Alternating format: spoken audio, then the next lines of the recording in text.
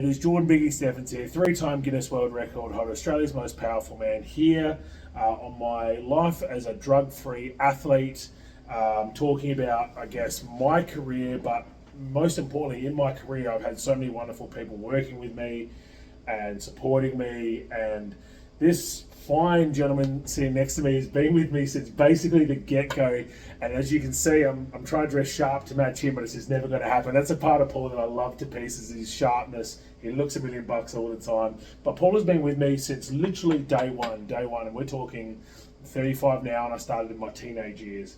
So Paul has been with me this whole time, but trust me, Paul's been doing this well and truly longer than I've been in sport, and I wanted to get Paul on here to, one, share some stories of us working together. Two, I want people that follow this channel, my drug-free career, and to meet someone who's very passionate about drug-free in his life as well, working with drug-free athletes, and he's worked with fighters around the world, the best in the world, strongmen, powerlifters, bodybuilders, everything.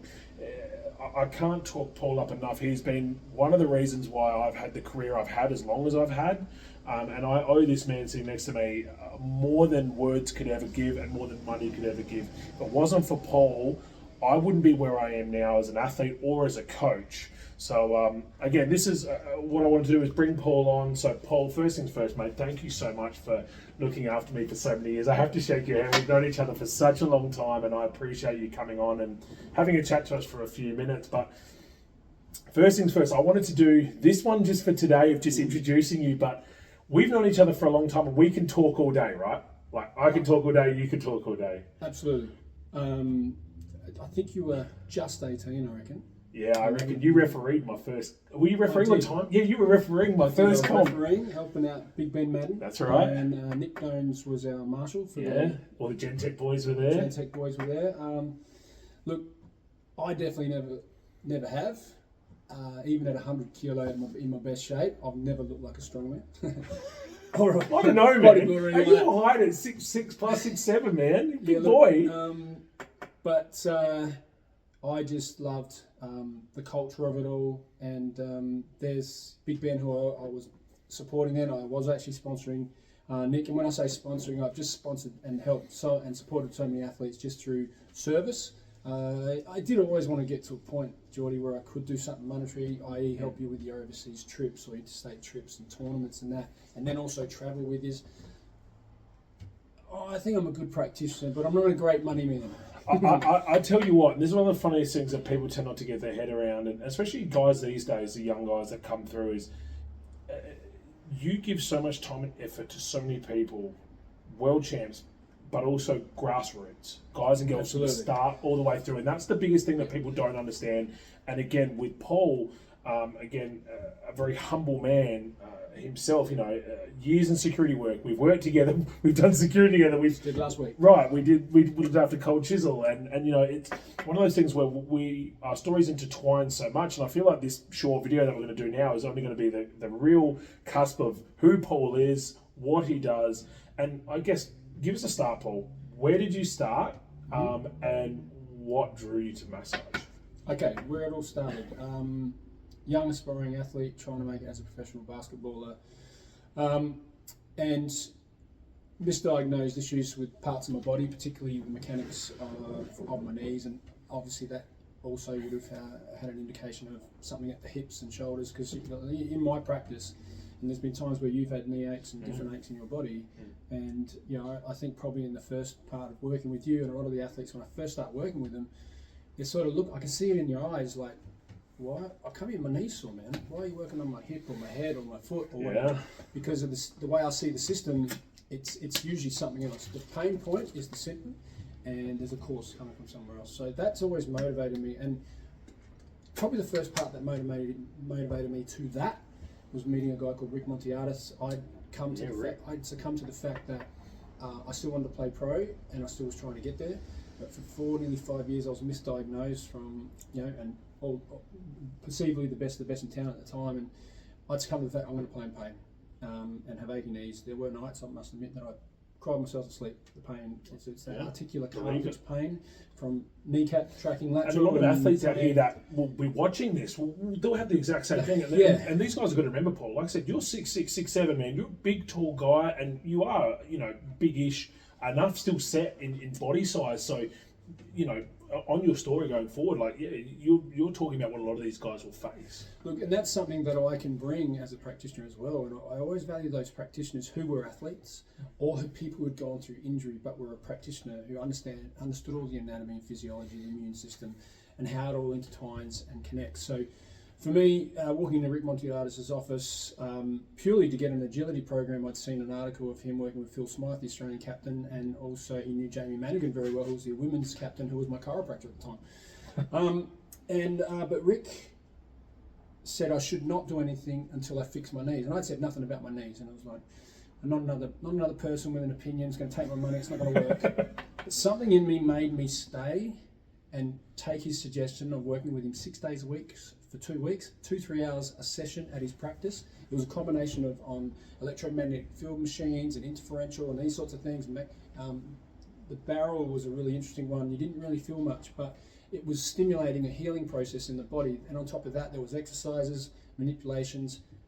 I was pain-free within 2 weeks. Well, 80+% pain-free within 2 weeks. Crazy. And I got my spring back. I got an energy back that was highlighted very quick in training with my squad at the time.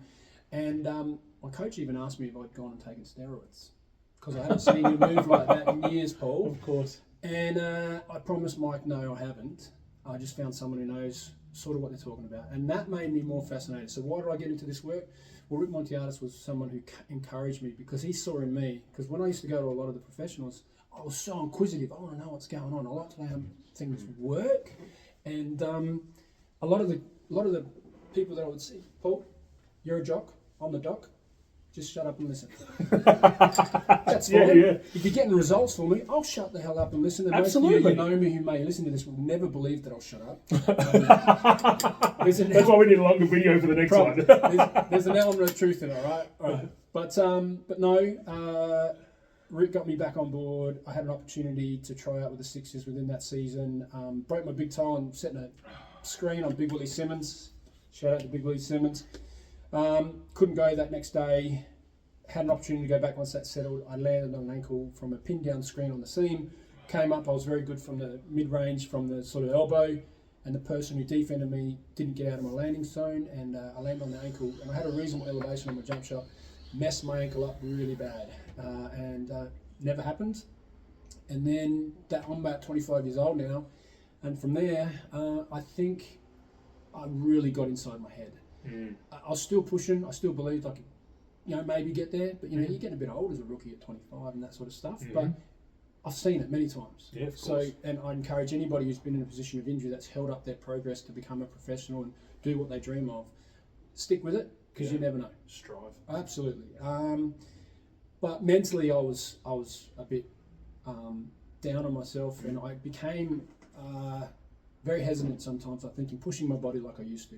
I used to train very honestly and very hard. We've done things together, and you do the same, brother. And so from that, I realised plan A is not work, so plan B was going to become a practitioner. What was I going to do? I loved the gym, so I went and studied some S&C stuff and PT type stuff.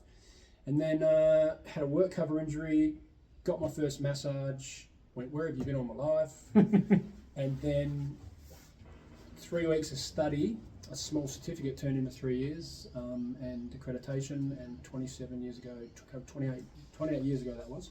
Wow. And here I am today, and one of the things I wanted to do, when you try and market a business, right? Yeah. Try all the typical things, sending out flyers, brochures, door knocking, that sort of stuff.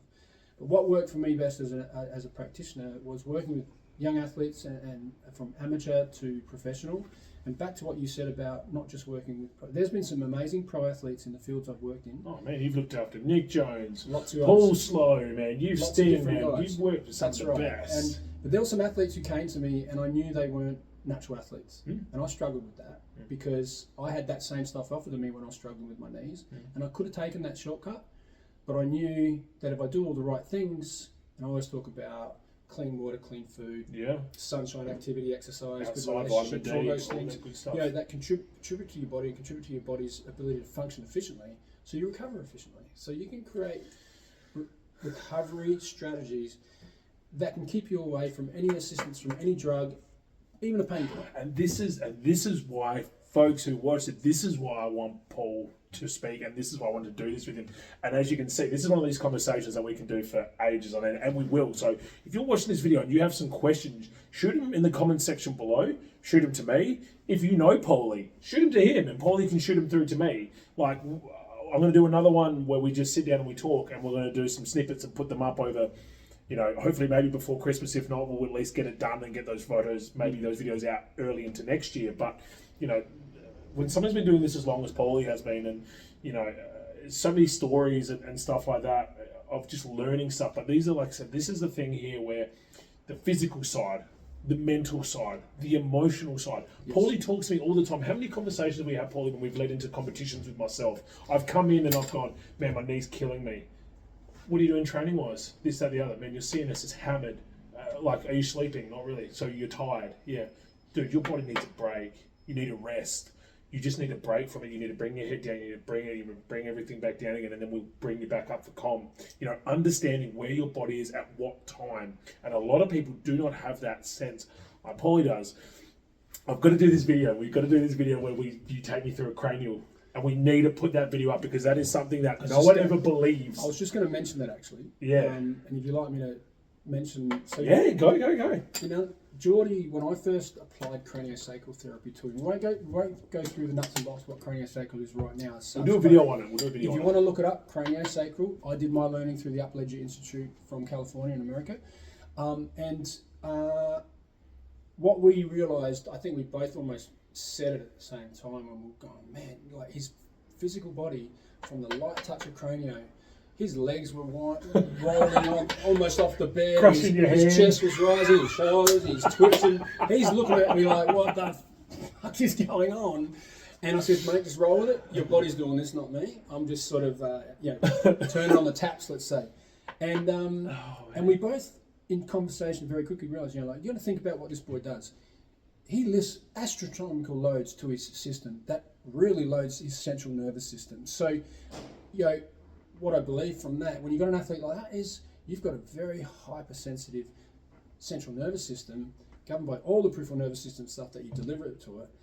But it doesn't surprise me that someone who loads that system so much that the body has that sort of reaction. Because what we're doing with the cranial, we are tapping in for peripheral stimulus to get a central nervous system response. And we're trying to unlock, I call the central nervous system the governor. It's the thing that takes care of everything at a subconscious level, but it also responds to thousands, millions of messages all the time, and your body's got to respond. So she's doing a lot of work. So it goes into protection mode as well, and it can hold patterns. And I'm trying to, and I'm not one to coin latest funky words, but the word biohack really lends to this. Trying to use the peripheral nervous system to biohack that central nervous system, holding on to a pattern based on an injury, whatever it might be, or an activity like loading 500 kilos on your back. I mean, Geordie had an injury recently, and he had to slow down and he had to stop lifting as much, and probably got the cranio work on you about 6 weeks in. So this is definitely one that I'm going to do as a separate video, because I want to do this one with Paulie, because it's obviously, this is something that I'm dealing with actually currently at the moment, rebuilding back up from an injury and how cranio works. But I'll let Paul finish off this. Yeah, I'll just finish off this. Yeah. So we both agreed we'll do some cranial. Let's have a little bit of a feel, see how the system's going. No way near the central nervous system response, because for 6, 7, 8 weeks he hadn't been loading his system. So it just in that break, his body had calmed down a hell of a lot, and it really allowed us probably to get into a few more layers. Yeah, absolutely. And it was just crazy because we're both, there's been some times, trust me, there's been some times at Paulie where he's like, my hand's gone numb. Because, let's be honest here, there's 140 kilos coming down on top. He's like, yeah, hand's numb. And I'm like, you're right? He's like, yeah, we're in a good spot right now. We'll just stay here. I can feel it. It's good. Oh, look, when I'm on it, I'm not going to let go. No, and again, we were at a point where I was just, it was almost like I was asleep. The body was not asleep, but the body wasn't moving, considering, again, You've got to see the video. We'll have to do We'll this do as a one. video. We'll do We one. have to do one just to see you, just to see the reactions, especially as I start to rebuild coming out of this injury.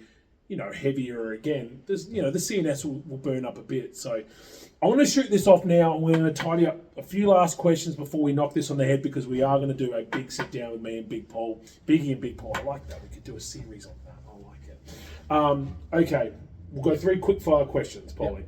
1, favourite part of masseuse or being a masseuse? What's your favourite part? Helping others. Helping others. What is the biggest thing going forward that is going to help you? Like, we want to help you here. Like, this is the reason why I'm doing this video. Like, I want to get people to see you because I believe you're the best masseuse in town. I believe you're the best masseuse in the world. There's no doubt about it. I've had massages from overseas, and they're nowhere near as good as you, Paulie.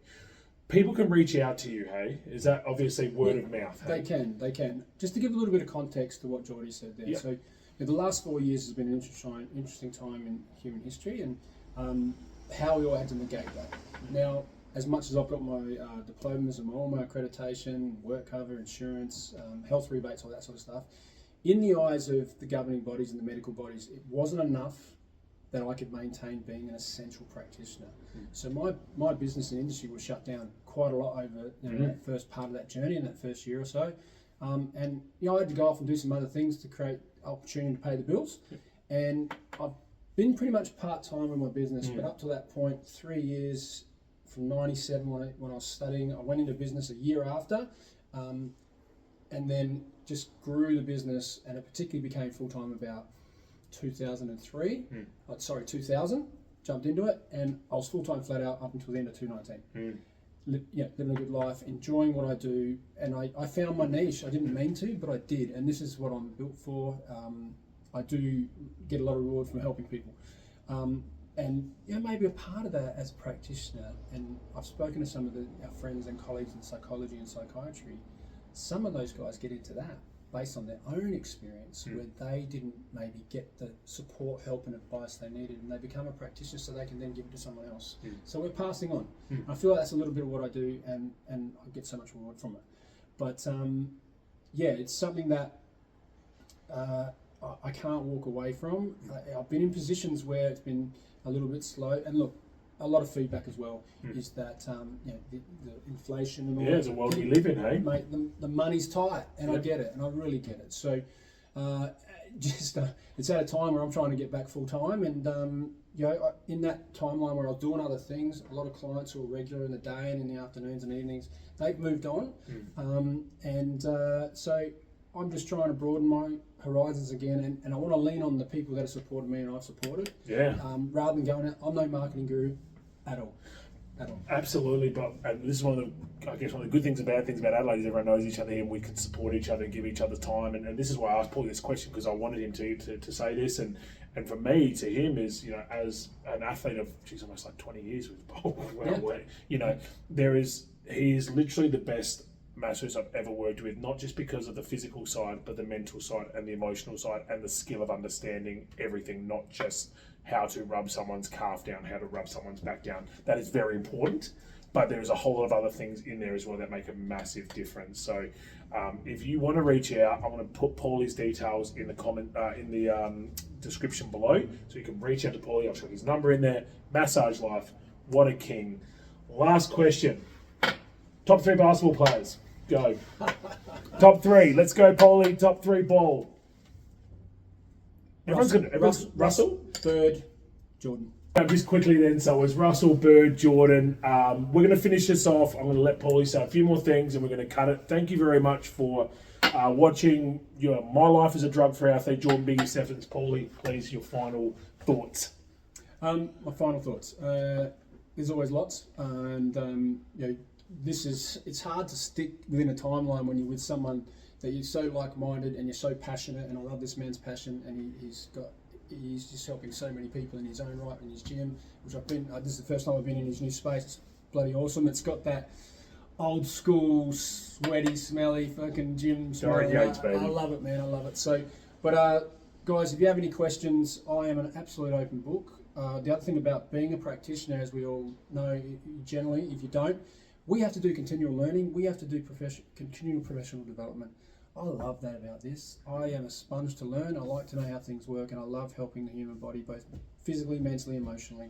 I understand mental illness on a personal level, and I also understand it on a professional level, working with practitioners who delve in that in a cognitive way, or might even be a medication way. But my work complements it, and we can calm the system through a physical means, and that peripheral nervous system and connection to the central. Paulie, you're an absolute legend. Thank you very much, guys. Like I said, everything will be in the details below. Paulie's phone number, his details. If you're looking for a great masseuse, questions for us, we're going to do a big video on this. We're going to bring them out in snippets. Paulie, absolute legend. You too. See you guys soon. Stay well. Bye-bye. Thanks, guys.